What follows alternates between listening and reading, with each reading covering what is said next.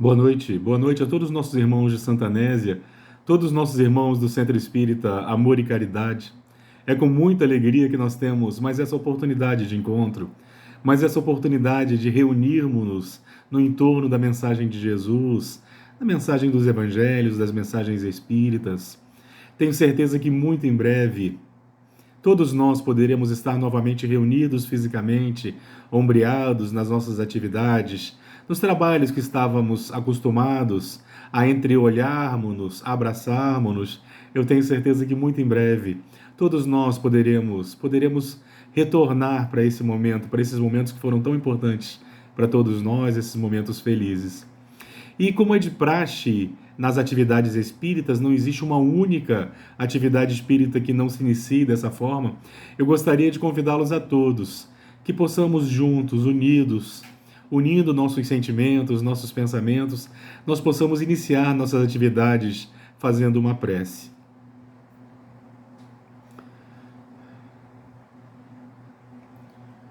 Senhor Jesus, Tu que és o guia de toda a humanidade, nós te buscamos em nossa prece, Senhor, principalmente para lhe agradecer por todas as oportunidades que tivemos no decorrer de mais essa semana, pelas provas que enfrentamos, por nossas famílias, por nossos amigos.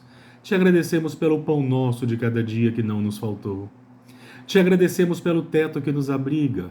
Te agradecemos pela oportunidade de trabalho, pela oportunidade de estudo. Por tudo, Senhor, te rendemos graças. Mas eternos pedintes que somos da tua misericórdia, nós gostaríamos de te pedir ainda mais, Senhor, que toda essa luz que nós sentimos nos envolver nesses instantes possa iluminar todo o nosso lar e todos aqueles que convivem, que vivem aqui conosco. Que toda essa luz possa daqui também se irradiar, amparando todos aqueles que sofrem, por um motivo qualquer de dor, as dores do corpo, as dores morais, aqueles que se encontram nas ruas, nas marquises, nos leitos hospitalares, nos presídios. Oramos por todos esses que sofrem, Senhor, por aqueles em quem nós mentalizamos nesses instantes, nossos amigos, familiares. Te pedimos por todos, Jesus, e que a sua luz possa de alguma forma acender no coração do homem, que de alguma forma eles possam também te perceber, que eles possam refletir, que eles possam não apenas sentir a tua presença, mas ter a certeza, como tu mesmo disseste, que existe no coração de cada um de nós a centelha da divindade, o que faz de nós verdadeiramente deuses, co-criadores na criação divina.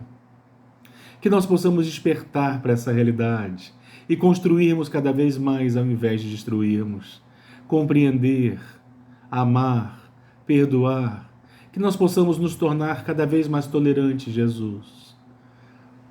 E primeiramente em nome de Deus nosso Pai, em teu nome, Jesus, e de todos os nossos amigos espirituais, nossos guias, anjos guardiões, nós possamos iniciar esses nossos instantes de estudo do teu Evangelho.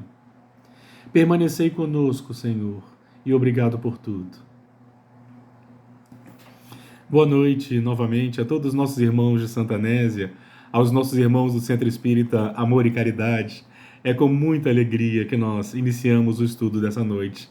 Nós vamos falar um pouco sobre a caridade, conforme nos ensina no Evangelho segundo o Espiritismo.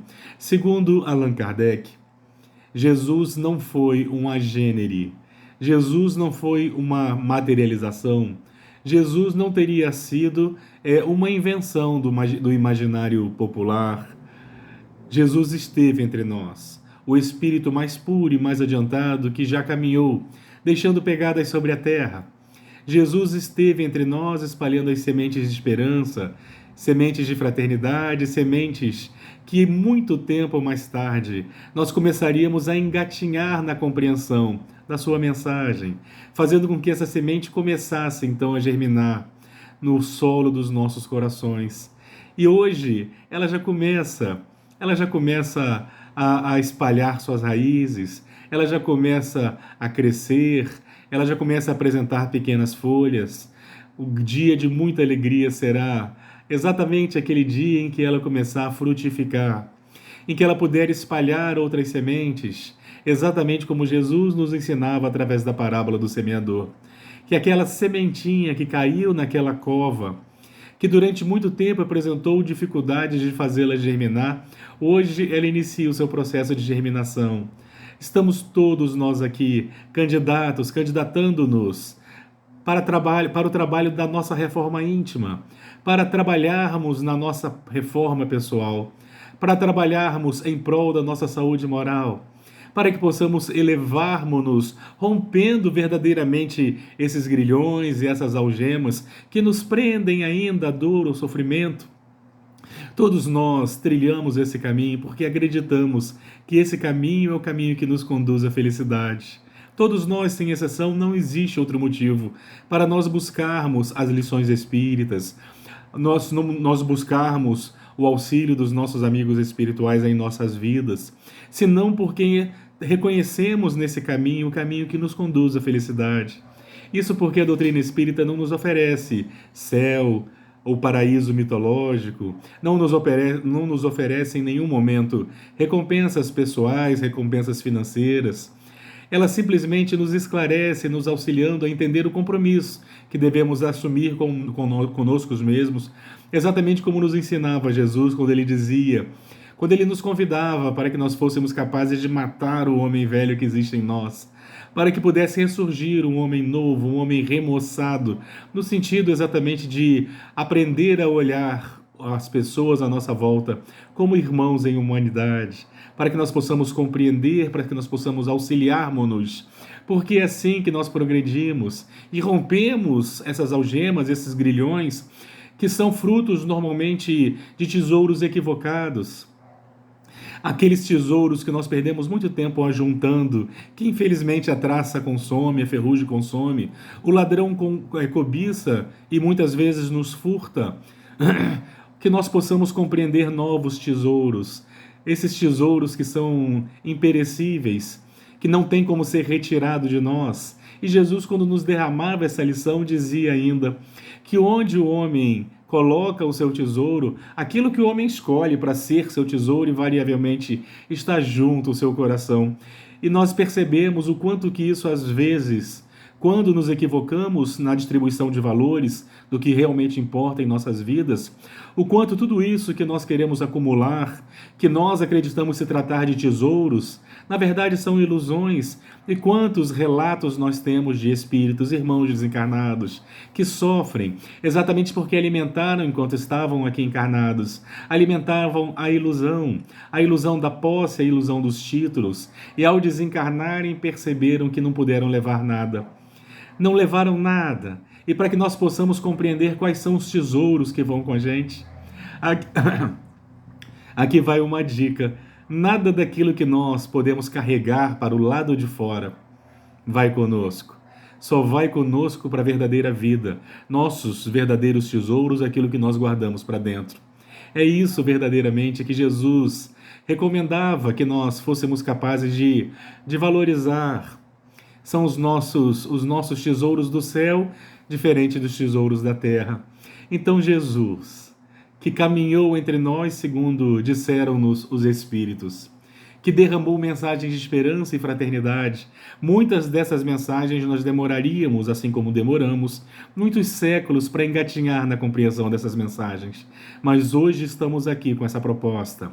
Hoje estamos aqui sabedores que somos, do quanto essas mensagens são importantes para todos nós. O Espírito Emmanuel, certa feita, teve a ocasião de escrever através do médium Francisco Cândido Xavier, dizendo que nas lições dos evangelhos nós encontramos tudo aquilo do qual nós necessitamos para o nosso progresso, para a nossa reforma íntima. Nós encontramos verdadeiramente um roteiro quando nós observamos, analisamos essas lições usando as lentes da doutrina espírita.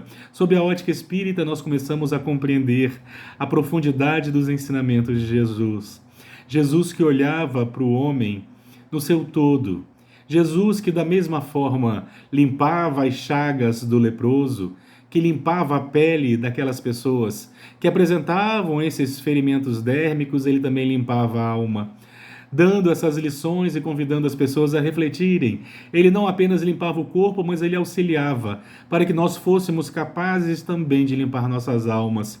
Ele que reconstituía a visão aos cegos, ele também nos dava a luz para que nós despertássemos e conseguíssemos enxergar os valores da verdadeira vida, libertando-nos também de uma cegueira espiritual. Jesus, que distribuía os pães aos famintos, distribuía o vinho, esse mesmo Jesus também distribuía os pães espirituais, que alimentariam nossas almas para sempre. Quando nós pegamos o livro O Consolador, curiosamente, Allan Kardec teria perguntado aos espíritos qual seria a caridade mais importante.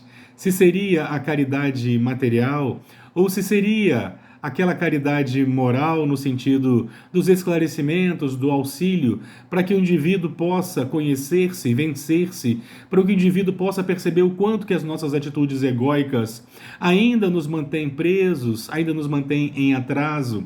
São dois tipos de caridade diferentes, mas ambas são caridade. E o Espírito Emmanuel teria dito que essa caridade do esclarecimento, essa caridade espiritual, essa caridade moral é a mais importante. Porque quando nós alimentamos o corpo com pães, e Jesus sabia disso, porque ele jamais apenas alimentava o corpo, os pães estavam sempre acompanhados de muita fraternidade e lições impressionantes. Porque os pães alimentam o corpo, saciam a fome e são importantes para a vida, para a manutenção da vida, porque nós necessitamos das energias químicas existentes nos pães. Entretanto, os alimentos da alma, eles permanecerão conosco para sempre, porque quando nós alimentamos-nos de pães, no dia seguinte nós voltamos a ter fome, porque consumimos todas as energias químicas. Já o outro tipo de alimento, ele fica conosco. Exatamente como ensinava Jesus, referindo-se à fonte viva. Aquele que bebe dessa fonte, se converte em fonte e passa a dessedentar os sequiosos do caminho, e jamais voltam a sentir sede aqueles que conseguem compreender, aqueles que conseguem se dessedentar dessa fonte maravilhosa. Ela é imperecível. Quando nós bebemos, não voltamos a sentir sede. Quando nós nos alimentamos desses pães, nós não voltamos a sentir fome. Então, meus irmãos, que nós sejamos capazes de, quando formos convocados por grande banquete, do serviço, do trabalho, da caridade, que nós possamos distribuir todas as formas de pães que existem. Todas as formas. E aqui vai uma curiosidade. Primeiro, para que nós possamos iniciar o nosso estudo, que fala exatamente sobre a caridade moral e a caridade material, sabemos que ambas são importantes. Eu gostaria de primeiro definir o que é a caridade. Porque às vezes nós achamos que caridade é dar coisas. É o assistencialismo, que é muito importante muitas das vezes. Nós acreditamos que a caridade é apenas distribuir os pães. A verdade é que tudo isso é muito positivo, é muito bom. Mas nós não podemos chamar isso de caridade, o conceito de caridade é muito mais profundo. Quando nós refletimos o que é a caridade, existe uma lição do Espírito Joana de Ângeles que nos auxilia muito na compreensão. Segundo o Espírito Joana de Ângeles, a caridade nada mais é do que o amor posto em movimento. Isso porque o amor, embora seja o mais nobre de todos os sentimentos, ele continua sendo apenas um sentimento. Ele é o mais nobre de todos os sentimentos, aquele que mais nos aproxima da divindade, mas continua sendo apenas um sentimento, porque o amor é abstrato. Por mais que, quando nós meditamos no Evangelho de João, quando ele definiu Deus como sendo amor, em nível de curiosidade, um dos menores versículos dos evangelhos simplesmente escreveu Deus é amor. E se nós somos frutos desse Deus, é bem verdade que a centelha do amor habita em nós. E todas as vezes que nós conseguimos vibrar nessas sintonias, nós conseguimos nos aproximar de Deus. Talvez por isso Jesus tenha afirmado que nós somos deuses. Todas as vezes que nós vibramos nas sintonias do amor, nós verdadeiramente nos aproximamos da criação, nos aproximamos daquele que nos criou a todos. Então, meus irmãos, se Deus é amor, é necessário que nós compreendamos exatamente o que é a caridade. A caridade é o amor posto em movimento. É quando nós transformamos a caridade, o amor, em pães, quando nós transformamos o amor em compreensão, quando nós transformamos o amor em fraternidade, quando nós transformamos o amor em coberta nas noites frias, mas também no abraço amigo. Não é simplesmente dar coisas, é que vai junto daquilo que nós oferecemos, muito dos nossos sentimentos mais sinceros, de que aquela pessoa possa se aquecer, possa se alimentar, possa conosco, irmanados, crescermos, porque não à toa estamos aqui juntos nesse mesmo balaio, nesse educandário divino, onde há alguns milênios nós nos matriculamos, todos nós. Existem irmãos mais adiantados, existem irmãos que, como nós, estamos à retaguarda. Entretanto, ainda assim, estamos todos no mesmo educandário. Que nós possamos nos auxiliar uns aos outros é o princípio da caridade. É olharmos para os nossos irmãos, compreendendo as suas dificuldades, sem nada exigir, para que não sejamos descaridosos. Porque exigir aquilo que as pessoas ainda não têm para nos dar é descaridade. Tem irmãos que às vezes têm posturas mais duras, posturas incompreensíveis, exatamente porque ainda não conseguem fazer diferente. Então vamos permitir que ele tenha seu próprio tempo. Estejamos prontos para auxiliá-lo quando ele se sentir à vontade ou necessidade, mas sejamos sempre justos e bons ao exemplo de Jesus. Em nenhum momento Jesus fechou a porta para ninguém. Não temos em nenhuma passagem dos evangelhos aquele a quem Jesus tenha se recusado a auxiliar, a ponto de incomodar os fariseus que criticavam como pode esse homem andar ao lado de pecadores, andar ao lado de publicanos, em outros momentos andar ao lado de mulheres equivocadas, prostitutas, como chamavam. Jesus não fechava as portas para ninguém. Ele sempre atendia aos necessitados e somos todos necessitados. Aqueles que não se reconheciam necessitados perdiam a grande oportunidade do encontro com Jesus, aquele que é a luz do mundo, que foi para muitas pessoas um importante divisor de águas, exatamente para que nós pudéssemos despertar para o caminho da felicidade que todos nós buscamos. Quando nós falamos de caridade moral, e Jesus, ele exemplificou todas as formas de caridade. Tem uma passagem que eu acho muito curiosa, que ela explica muito bem exatamente esses conceitos. Nós vamos encontrá-la no momento em que Jesus estava na frente de Pôncio Pilatos. Os evangelistas registraram essa passagem e eu tenho certeza que nós já inúmeras vezes já lemos, mas é necessário que nós façamos alguma contemplação. É necessário que nós meditemos. Jesus, que havia descortinado diversos mistérios do mundo para diversas pessoas, peregrinos, aqueles personagens hebreus que se encontravam nos desertos, que buscavam se dessedentar em conhecimento. Jesus auxiliava todos. Sobre um monte, Jesus nos falava, descortinava para nós diversas verdades que nós guardaríamos, muitas delas apenas hoje nós engatinhamos na compreensão, como nós o dissemos. Mas a verdade é que Jesus, que sempre foi um peripateta, que sempre aproveitou a oportunidade que tinha para derramar lições na praia, sobre uma barca, sobre um pequeno monte. Jesus que aproveitava inclusive um almoço com publicanos. Jesus que aproveitava dos encontros nas estradas, a entrada de Jericó, que aproveitava o cenáculo no templo. Ele sempre aproveitava a oportunidade para derramar lições e esclarecimento. Mas, curiosamente, quando estava ele na frente de Pôncio Pilatos, quando Pôncio Pilatos, inclusive confessando não encontrar nele nada de errado, nada que pudesse ser usado contra ele mesmo, Pôncio Pilatos então perguntaria a Jesus o que é a verdade. O que é a verdade? E curiosamente, naquele momento, Jesus permanece em silêncio. Mas por que, Senhor? Por que o silêncio nesse momento? Jesus poderia ter dito a Pilatos a verdade. Sabemos que são inúmeras as verdades, mas ele podia ter dito aquela aquela que Pilatos precisava compreender, conhecer naquele momento, porque é assim em nossas vidas. Ninguém é portador de verdade alguma. Todos nós temos fragmentos de verdades, e conforme nós vamos crescendo essas verdades, nós vamos ampliando a nossa compreensão. Assim não existe uma única verdade, existem centenas delas. Mas Jesus, ele permanece em silêncio quando Pilatos pergunta: que és veritas, o que é verdade? E Jesus permanece em silêncio. Eu sempre tive tanta dificuldade. Porque Jesus, naquele momento, ele poderia ter dito: verdade sou eu sou o caminho, a verdade é a vida, a verdade é isso, a verdade é aquilo.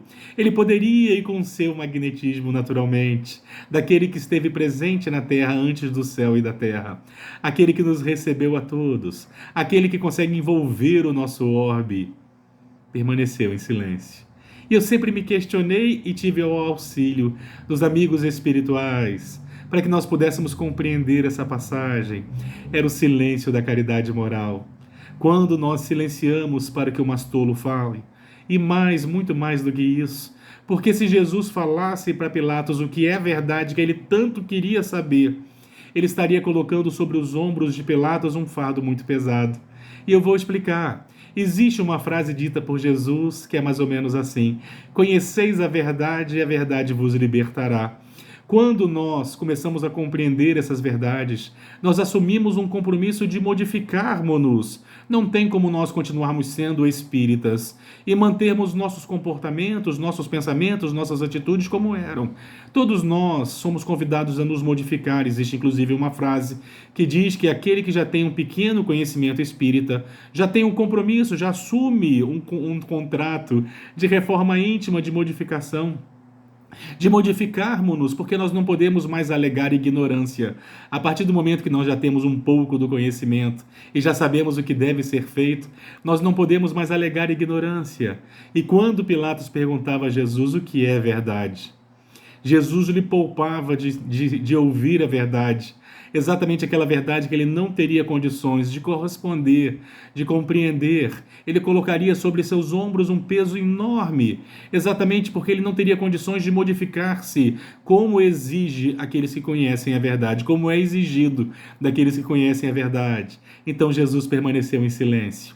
Jesus não fazia o silêncio dos covardes. Jesus fazia exatamente o silêncio daqueles que amam, da caridade moral, que sabe silenciar enquanto os mastolos falam, que tem necessidade do revide, ou como nós falamos nos dias de hoje, a necessidade da lacração, de dar exatamente a última palavra, de estar sempre com a razão. Jesus permanecia de cabeça baixa, ele que é a luz do mundo, ele que tinha tudo para falar. Naquele momento ele permanecia em silêncio. E Pilatos compreendia, porque não insistia. Ele compreendia exatamente quem estava diante dele de alguma forma. Era a manifestação da caridade moral. Ele não colocou sobre os ombros de Pôncio Pilatos um fardo muito pesado, que Pilatos não teria condições de carregá-lo, então, por caridade. Era melhor que não fosse colocado naquele momento. Jesus permanece em silêncio e nos dando esse exemplo maravilhoso da caridade. A caridade moral é exatamente quando nós permitimos que as pessoas que eventualmente queiram nos ofender, permitir que essas pessoas sejam quem elas são e façam, sem permitir naturalmente que isso nos atinja, porque nós temos o dever de compreender as dificuldades do próximo e nós temos a obrigação de lutarmos contra as nossas más inclinações, compreendermos que aquele que nos ofende ou que tenta nos ofender é aquilo que ele tem para dar, porque nós não temos como dar aquilo que nós não possuímos, principalmente quando nós falamos de coisas morais da vida. Nós não temos como dar aquilo que nós não possuímos ainda. Então compreendamos, quando cruzam nossos caminhos, esses irmãos que se encontram, às vezes, em momentos dos quais nós já ultrapassamos, mas bem pouco tempo atrás nós ainda cometíamos também determinados erros, então compreendamos e perdoemos naturalmente.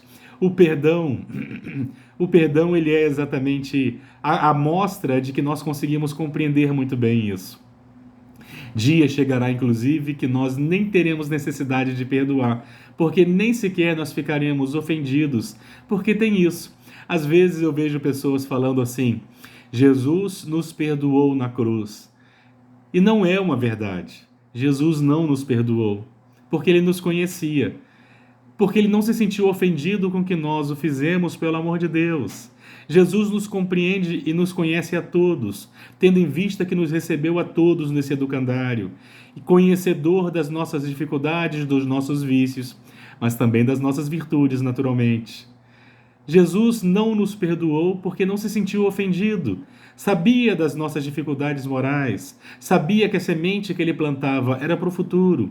Ele não plantaria sementes em nossos corações e colheria os frutos na mesma hora. Ele sabia naturalmente que cada um de nós tem seu tempo. Quando ele dizia, Pai, perdoa-lhes, é porque ele sabia que os nossos erros, os erros que nós cometíamos naqueles momentos, nós teríamos que responder por todos eles. E nós, às vezes, encontramos sabores muito amargos em nossas vidas, exatamente por aquilo que nós semeamos nos nossos momentos de fraqueza, nos nossos momentos de infantilidade. Então, da mesma forma como nós erramos muito e ainda erramos, sejamos compreensivos, senão o mundo não vai para frente. É necessário que nós demos o primeiro passo e, sem nós percebermos, nós estaremos colaborando com a mudança do mundo. Porque o mundo muda quando nós mudamos. Se nós queremos um mundo melhor, a mudança começa em nós. Mas, Guilherme, eu sou apenas um grãozinho de areia numa praia, num oceano. Ah, mas sem esse grãozinho de areia o oceano seria menor. Mas, Guilherme, um grão de areia é imperceptível, mas nunca é só um grão de areia. Nós vamos nos encontrando, nós vamos nos reunindo exatamente como estamos reunidos nesse momento. Já somos alguns, com esse propósito maravilhoso de transformarmos-nos e de nos auxiliarmos uns aos outros. O nosso compromisso não é só conosco, nós temos também um compromisso de auxiliarmos-nos uns aos outros, porque a forma que nós temos de transformar o amor em ação se chama caridade. Transformamos em pães, não apenas os pães do trigo, mas os pães da tolerância, da fraternidade, da nossa palavra que esclarece, que conforta, que abençoa. Assim nós conseguimos praticar a caridade moral. A caridade moral, segundo os Espíritos no Evangelho, segundo o Espiritismo, é a mais difícil das caridades. Porque a caridade material, os pães, as cobertas, quando nós atendemos materialmente os necessitados, nós mesmos, quando somos atendidos nas nossas necessidades materiais, às vezes, muitas das vezes, como está no Evangelho segundo o Espiritismo, nós damos daquilo que nós temos em sobra. Nós damos aquilo que não nos fará falta, ou se fará falta será muito pouco, como está exatamente no Evangelho. As migalhas que sobram de muitas mesas dos ditos ricos já seriam suficientes para acabar com a fome no universo. Desculpem, a fome para a humanidade. Então, não tem a necessidade de nos fazer falta. Agora, a caridade moral é muito mais complexa. Porque para nós fazermos a caridade moral, às vezes nós temos que tirar de nós aquilo que nós ainda não temos. Capacidade de ouvir, capacidade de compreender e de perdoar. Dar pães é muito mais fáceis do que essas que dependem de virtudes das quais nós ainda não possuímos. Sabe por quê, meus irmãos? Porque para nós perdoarmos e sermos compreensivos com aqueles que nos magoam ou que erram para conosco, é necessário que nós saibamos sufocar o nosso ego, as nossas manifestações egóicas, aqueles sentimentos mesquinhos que ainda nutrimos, do tipo, quem fulano pensa que é para falar assim comigo? Então são manifestações do nosso ego. Por isso que a caridade moral é muito mais difícil, porque ela consiste exatamente em vencermos-nos, em darmos da nossa construção íntima, da nossa saúde moral, e às vezes nós não temos a moral tão saudável assim. Nós ainda sentimos vontade de retrucar, ou, como eu disse, como está na moda nos dias de hoje, nós ainda temos a necessidade da lacração, aquela história de dar a última palavra, lacrei. É manifestação do nosso ego. São manifestações do nosso ego, querendo posições de destaque, querendo dar a última palavra, querendo estar sempre certo, incapazes que somos de pedir perdão quando erramos, incapazes que somos de reconhecer que o trabalho do outro, às vezes, muitas vezes melhor do que o nosso, mas que unidos nós aprendemos uns com os outros e eu melhoro o meu trabalho também. Isso tudo é caridade moral e é a caridade mais difícil. Como eu disse, distribuir pães é, na maioria das vezes, dar daquilo que nos sobra. Já A caridade moral, às vezes nós temos que nos esforçar muito, porque às vezes nós não temos condições, porque não possuímos essas virtudes, mas é necessário o exercício. É necessário que nós tentemos, para que nós não permaneçamos estáticos, parados, como eu disse.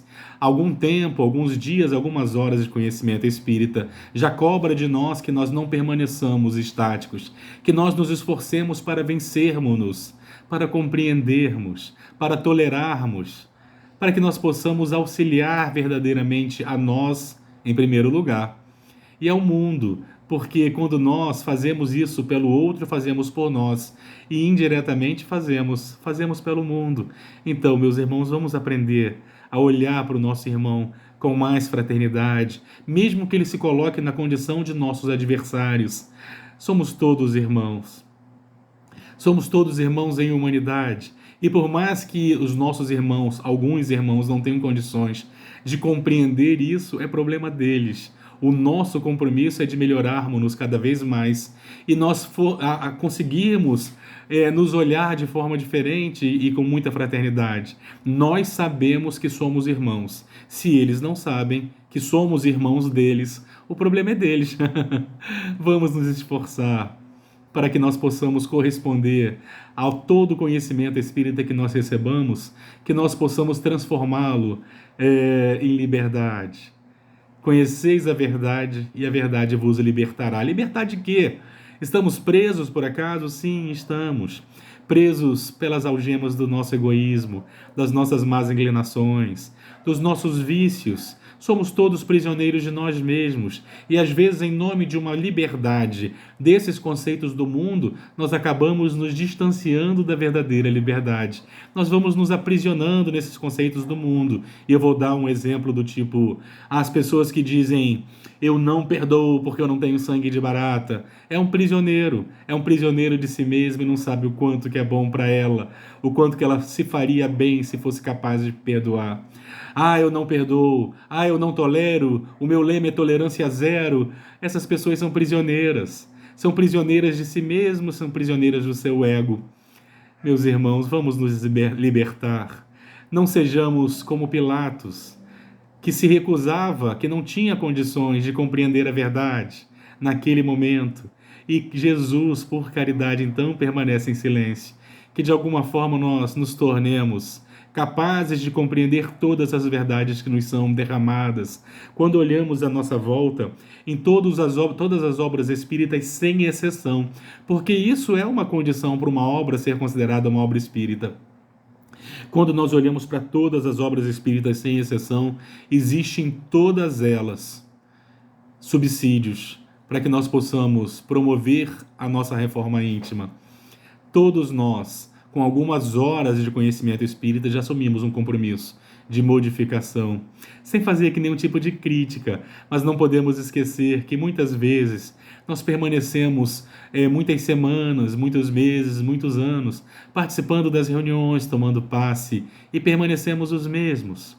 É necessário que a ficha caia de que tudo aquilo que nós escutamos é para nós, é para nós.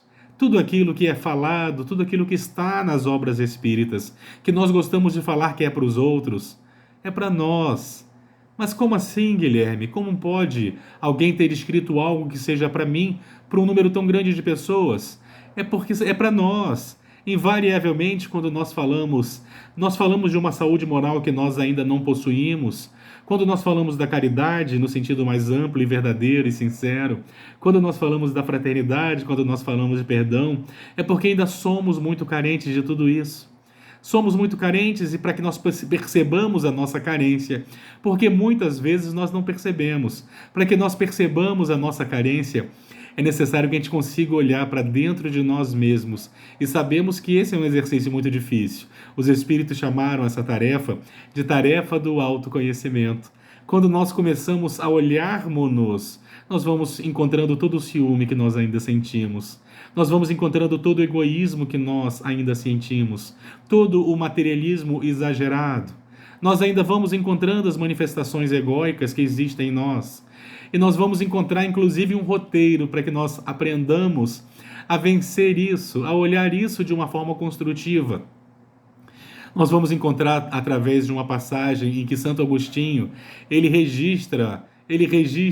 Allan Kardec registra a passagem de Santo Agostinho, quando ele teria dito: fazei como eu enquanto estive encarnado. Segundo Santo Agostinho, ele ao final do dia, quando ele ia repousar o corpo, ele fazia uma meditação de todas as horas que haviam se passado daquele mesmo dia. E ele então ia revendo os diálogos, os encontros, as pessoas com que ele se relacionou. E se em algum momento existisse a possibilidade dele ter ofendido alguém, dele ter magoado alguém, ele assumia o compromisso com ele mesmo de, na primeira oportunidade, ir se desculpar, ir pedir desculpas. Mas no parágrafo seguinte, Santo Agostinho diz o seguinte: que nós temos muita dificuldade de percebermos isso quando nós erramos. Nós somos muito indulgentes para as nossas próprias faltas. Aquela mesma indulgência que nós deveríamos ter para as faltas alheias, nós usamos para nós apenas. Nós somos muito indulgentes para os nossos erros, para as nossas faltas. E nós costumamos sempre usar desculpas quando nós erramos. Então, Santo Agostinho, ele diz que o segredo é nós, sempre que nós formos fazer essa reflexão, para nós podermos entender ou perceber se nós magoamos, se nós fizemos mal a alguém, era muito importante que nós fôssemos capazes de nos colocar no lugar do outro. Só assim nós conseguiremos nos aproximar da verdade, se nós fizemos ou não mal ao outro. Então é necessário que nós aprendamos a ter empatia, que é colocarmos-nos exatamente no lugar dos nossos irmãos, daqueles em que nós tivemos algum tipo de conflito, algum tipo de atrito. Vamos avaliar a nossa intolerância, o nosso comportamento, colocando-nos no lugar do outro. Porque às vezes não necessariamente foi aquilo que nós dissemos, mas o outro interpretou porque não dissemos corretamente. Algumas pessoas dirão: mas eu não posso me responsabilizar eu me responsabilizo pelo que eu falo, não pelo que o outro entende acerca da minha fala. Ah, nós temos responsabilidade sim. Nós temos que falar com clareza, nós temos que falar como nós gostaríamos de ouvir, nós temos que falar preocupados exatamente com a capacidade de compreensão do outro. Isso também é caridade, pelo amor de Deus. E se nós não nos explicamos bem ou fomos mal entendidos, desculpemo-nos, vamos conversar mais, vamos esclarecer o mal entendido, sem muita preocupação de ficarmos dando desculpas e esclarecimentos para justificar nossos erros, pelo amor de Deus. Vamos simplesmente olhar, colocando-nos no lugar do outro, para nós conseguirmos compreender se verdadeiramente nós magoamos, se nossas palavras foram ásperas, foram mais duras, e nós teremos uma grande surpresa, porque nós não somos assim tão bons quanto nós imaginamos. É uma surpresa quando nós percebemos que nós não somos tão cristãos, tão fraternos, tão compreensivos. Quando nós paramos para fazer esse tipo de análise, nós percebemos que a indulgência que nós temos para as nossas faltas faz com que a gente tenha uma imagem fantasiosa de nós mesmos, e esse choque de realidade é importantíssimo para que nós possamos vencermos-nos, para que nós possamos ir ao encontro da nossa saúde moral, para que nós possamos, como recomendava Jesus, para que nós possamos matar o homem velho e permitir surgir em nós um homem novo. Meus irmãos, sabemos que a tarefa é árdua. Não, aqui não vos fala alguém que já venceu, muito pelo contrário. Ainda tropeço nas minhas dificuldades morais, nas minhas más inclinações. Mas iniciemos o esforço, é necessário darmos o primeiro passo. Façamos por nós, sem perceber, nós estaremos fazendo muito mais do que nós nos imaginávamos capazes. Que a paz de Jesus permaneça em nossos lares, em nossos corações, em nossos pensamentos. E eu gostaria de convidá-los a todos nesses instantes finais do nosso estudo. Eu gostaria de convidá-los a todos numa prece, que possam me acompanhar numa prece, que possamos nos unir nossos pensamentos, nossos sentimentos, para que os amigos espirituais possam auxiliar nossos lares e aqueles em quem nós mentalizarmos, que certamente também serão beneficiados.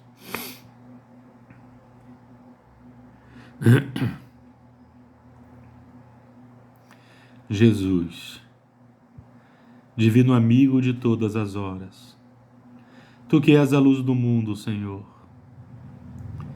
queremos te agradecer por esses instantes, pela oportunidade do estudo dessas lições, que tu deixastes para nós há cerca de 2 milênios, e agora nós começamos a engatinhar na compreensão dessas lições maravilhosas, que permanecerão conosco até o final dos tempos, exatamente como tu dissestes. Jesus, te pedimos pelos desamparados, pelos desabrigados, pelos que estão sofrendo, os que sofrem de solidão, aos depressivos, Senhor, aos ansiosos. Te pedimos por todos aqueles que sofrem as dores morais, aqueles que se encontram em fome, desabrigados, no meio de guerras. Divino guia de toda a humanidade, que a tua luz possa envolvê-los a todos, exatamente como faz o manto de Nossa Senhora. Que todos possam se sentir acolhidos, envoltos nesse manto de amor e fraternidade, unindo-nos todos sob esse manto. Nós te recebemos em nossos lares, Jesus. Mas, como dissemos, eternos pedintes que somos da tua misericórdia, gostaríamos de pedir, Senhor, por aqueles que mais necessitam de ti, do teu amparo, Jesus, e da tua intervenção.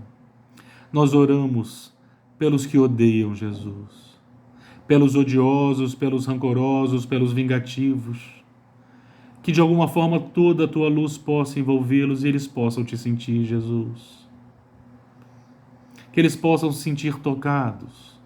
Sabemos, Senhor, que são esses aqueles que mais necessitam de ti. E primeiramente, em teu nome, Jesus, em nome de Maria e de todos os nossos amigos espirituais, nós possamos encerrar esses instantes de meditação e prece.